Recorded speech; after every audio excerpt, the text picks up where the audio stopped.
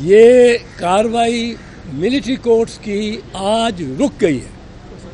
عدالت نے یہ پہلے خود فرمایا, چیف جسٹس صاحب نے اٹارنی جنرل سے پوچھا کہ ٹرائل تو نہیں ہو رہے, اور اٹارنی جنرل نے جو ایشورنس دی ہے, جو یقین دہانی کرائی ہے کہ کوئی ٹرائل نہیں شروع ہوگا, وہ انہوں نے کرائی ہے کس کی جانب سے؟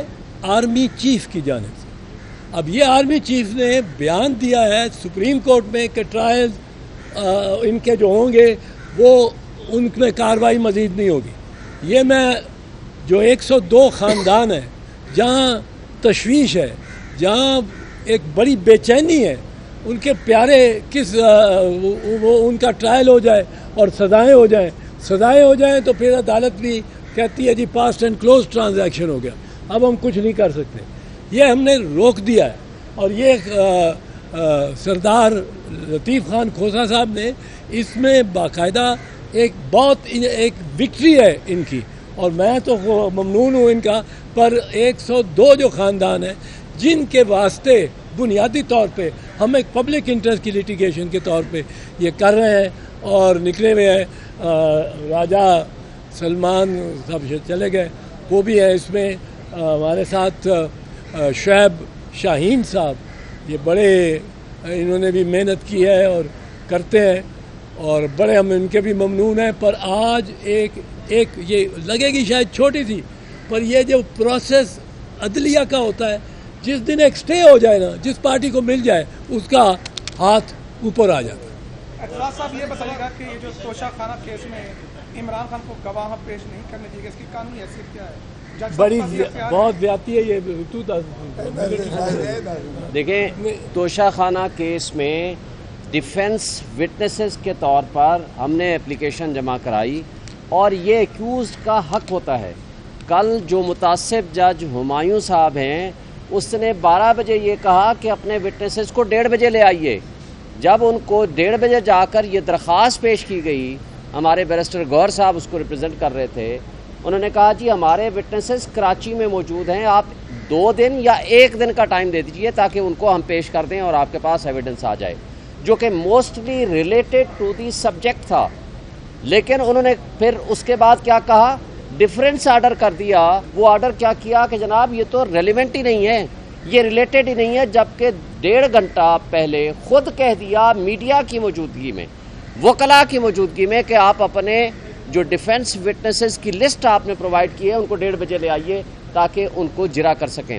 دیکھیں, پہلی بات تو یہ ہے کہ ایسا کوئی جج جس طرح سے وہ پروسیڈ کر رہا ہے, آج اسلام آباد ہائی کورٹ میں وہ کیسز تھے جو کہ ہم سارے ادھر بیزی تھے اور آرگومنٹس کر رہے تھے, انہوں نے 11:30 بجے آرڈر لکھ دیا کہ اگر 11:30 بجے ہمارے پاس نہیں آئیں گے, بحث کریں گے, تو یہ سمجھا جائے گا کہ آپ کی بحث ختم ہو گئی اور میں آرڈر ریزرو کر دوں گا. اس کے بعد جب ہم آرگومنٹس وہاں کر رہے تھے اور بزی تھے, ان کو میسج دیا گیا کہ ہم چیف جسٹس کے پاس انہی کیسز میں آرگومنٹس کر رہے ہیں, تو انہوں نے 12:30 کا ٹائم رکھ دیا کہ ان کیسز کو چھوڑو, میرے پاس آؤ, اور اگر نہیں آئیں گے تو میں فیصلہ کر دوں گا.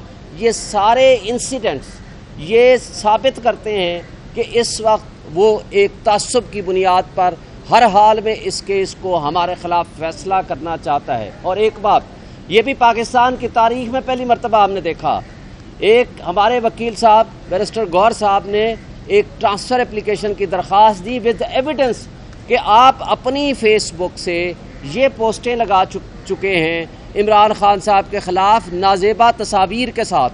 انہوں نے کہا فیس بک تو میری تھی, اور 2014 سے آنورڈ لگاتے رہے, ان کو ڈیلیٹ بھی نہیں کیا, لیکن کہا کہ چونکہ آپ نے یہ درخواست کیوں دی ہے, یہ کنٹمپٹ آف کورٹ بھی ہے اور آپ نے ان ایتھیکل کام کیا ہے, اس کے خلاف آبزرویشن دے دی. اور جب خواجہ حارث صاحب نے 342 کے اوپر ایک درخواست دی تو اس کے اوپر لکھ دیا کہ خواجہ حارث صاحب senior advocate supreme court of Pakistan has committed a miss chief.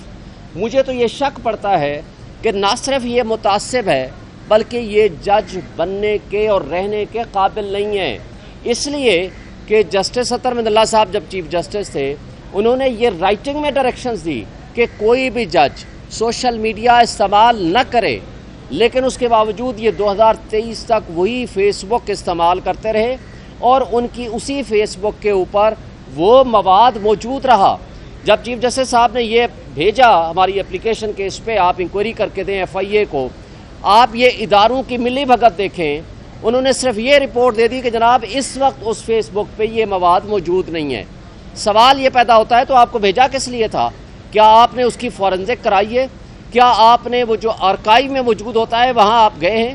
کیا آپ نے فیس بک سے رابطہ کیا ہے ان کی ایڈمنسٹریشن سے, جن کے پاس آفٹر ڈیلیشن بھی 90 ڈیز کے اندر وہ مواد موجود ہوتا ہے؟ آپ نے کوئی ویریفیکیشن کرائی ہے؟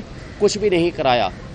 یہ سارا ڈرامہ توشہ خانہ کا اس لیے ہے کہ پولیٹیکل سائٹ پہ عمران خان کا مقابلہ نہیں کر سکتی یہ PDM کی فاشسٹ جماعتیں, اور اب وہ انصاف کو, قانون کو اور عدلیہ کو استعمال کر رہے ہیں کہ کسی طریقے سے عمران خان کا راستہ روکا جائے اور کسی طریقے سے الیکشن کو ڈیلے کیا جائے, کسی طریقے سے ان کو نااہل کیا جائے. چیف صاحب نے وہاں بھی تقریباً سٹے کر دیا ہے, کیونکہ چیف جسٹس صاحب نے کہا ہے کہ ان کو بتا دیں کہ ہمارے ہاں آپ موجود ہیں اور ہمارے پاس پینڈنگ ہے. ابھی چیف جسٹس اسلام آباد ہائی کورٹ نے اس چیز کا فیصلہ کرنا ہے کہ کیا انہی کے پاس رہے, اور 3:30 بجے بلایا ہے, اور 3:30 بجے جب بلایا ہے تو چیف جسٹس نے کہا ہے ان کو بتا دو کہ میرے پاس ہے. سو اس وقت جب اس طرح کی کیفیت ہو تو وہ فیصلہ نہیں سنا سکتا اور نہ ہی وہ آگے پروسیڈ کر سکتا ہے وہ جج.